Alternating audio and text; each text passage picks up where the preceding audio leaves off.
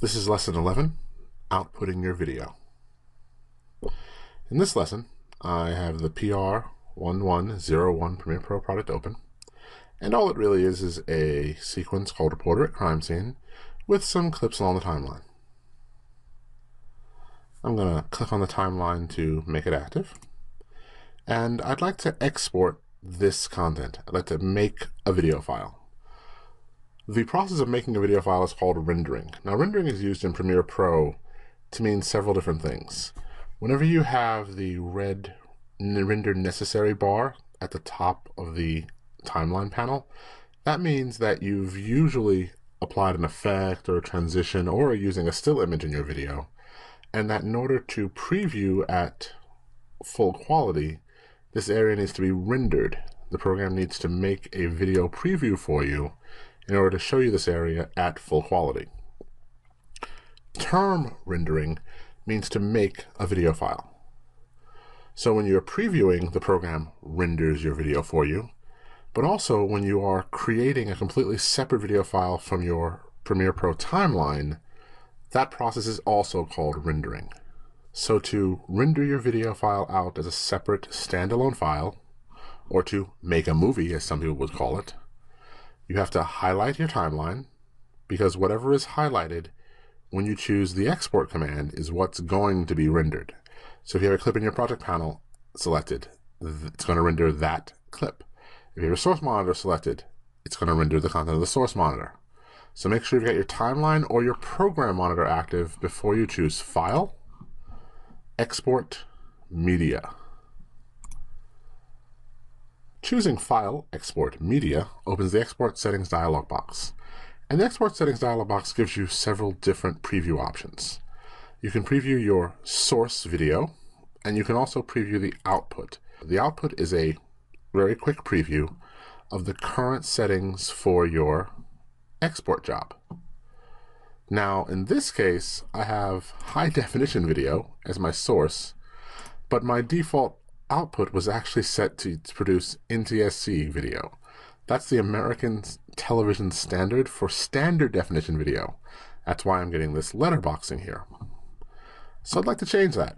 I'd actually like to export this as a high definition video file. So the first thing I always do is choose the format.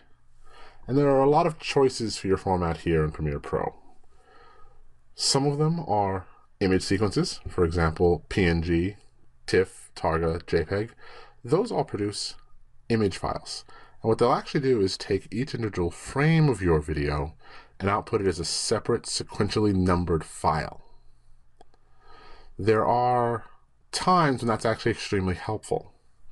If you wanted to take your video into a graphics program like Photoshop and perform some change on it, you could do that with an image sequence. If you wanted to take your project from Premiere Pro into Adobe SpeedGrade, which is Adobe's color grading system, normally you use a DPX sequence for that. Also, some of the options here are audio files, AIFF, WAV, MP3. Those are all files that will let you export only the audio from your timeline. But if you want to make a video file, you have a lot of options. FLV and F4V, for example, are Flash video if you plan on taking this into Flash and using it in an interactive project. MPEG-2 was a very popular format for many years. It's the format that DVD video is saved as.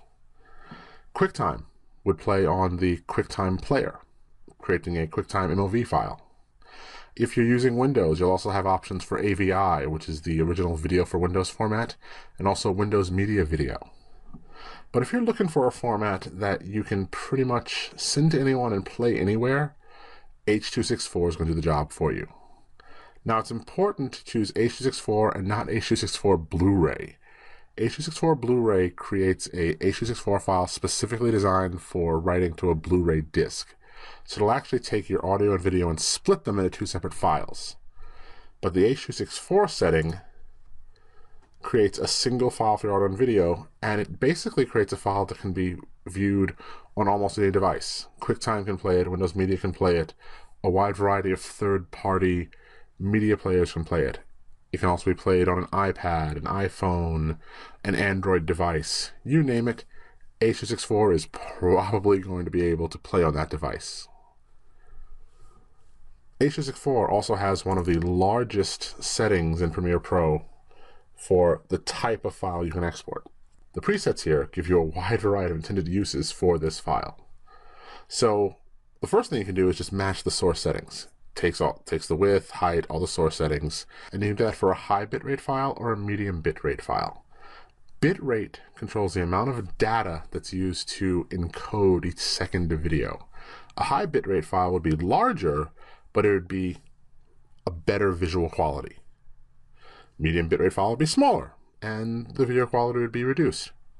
3GDP is an old format of cell phone video. Amazon Kindle Fire, Amazon Android phone and tablet, Android phones. Normally what you have here is a name and then a description for size.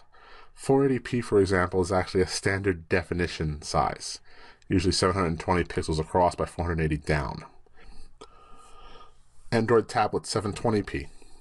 That's for a high definition display, but it's smaller than the native format that we're using here. The original source is 1920 by 1080. The Android tablet 720p that I chose is the same proportion, but smaller. It's only 1280 pixels by 720 pixels.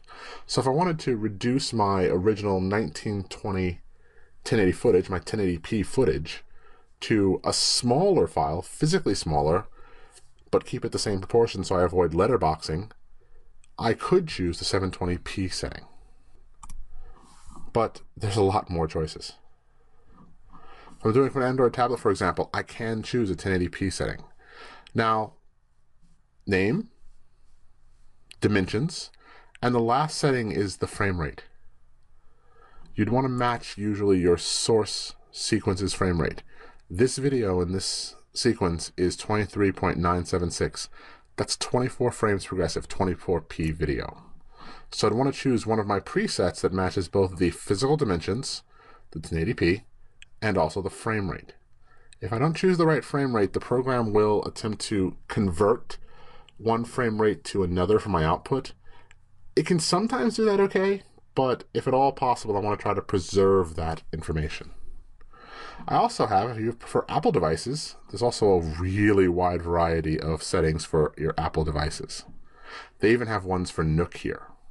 You've also got generic HD settings that aren't designed for specific tablets. And if you go really all the way to the bottom, you'll even find TiVo, Vimeo, and YouTube settings.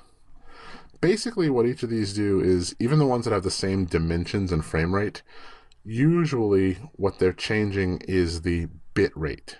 And you can't really tell that until you choose one of the settings. So let's say that I pick YouTube HD 1080p 23.967. So that's the same dimensions and frame rate of my original video.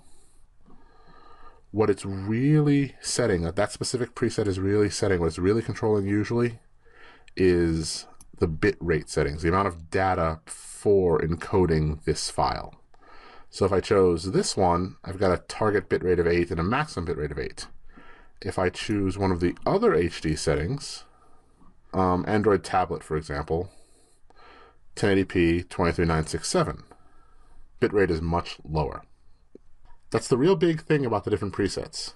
Even though you choose the right frame rate, the right dimensions, the bit rate for them is different. Usually the ones that are made to display on a computer screen have a higher bit rate because they're going to be larger files. The ones that are made to stream, the ones that are made to display on a tablet are very often a lower bit rate so that they play better to accommodate the weaker processor that are usually found on tablets as opposed to desktop computers, and also so that they're smaller files so they can transfer more easily. So in this case, I'm actually going to choose to make this video for YouTube. So I'll go back to my settings all the way to the bottom, and I'm going to choose YouTube 1080p 23967. Now, until you become familiar with all the different options for your export, and keep this in mind that the amount of data for the bitrate, you can change that. If the file that's produced is too large, you can reduce the target and maximum bit rates so you produce a smaller file. If the quality isn't high enough for you, you can increase them to produce a larger file. Usually the amount of bitrate required varies depending on what exactly you're trying to encode. Text usually requires a higher bit rate than a flat background, for example. If you have really textured, detailed backgrounds, that usually requires more information in order to display properly. If you're looking at your reflection in a pool, that usually requires a great deal of information to display properly. So the bit rate that you're looking for varies depending on what it is you're trying to encode. And usually this takes a little bit of practice to get the right settings. I'm going to turn on a couple things. I'm going to render at maximum render quality. It's going to increase the time it takes to encode this, but it's going to give me a higher quality format. I'm going to click on Use Previews. This allows the application to use any preview files that were created for the Premiere Pro timeline. Then I'm going to choose the output name. I'm going to click on that field. I'm going to choose my desktop so I can save this file on my desktop. And then I'm going to click Export to begin the render job. And rendering takes as long as it takes. It really does depend on how fast your computer is and the length of your video file and what it is you're trying to accomplish. Once it's finished, you'll have a video that you can play, that you can send to people, that you can email, again, depending on its file size, that you can upload to a server, that you can put on YouTube, Vimeo, wherever you like. It will be a completely separate and standalone file. In this video, you've learned how to use the Export Settings dialog box to choose a location, a format, and a preset for the video that you want to output. And you've learned how to use the Export Settings dialog box to set the location, format, and a preset for the video you'd like to output.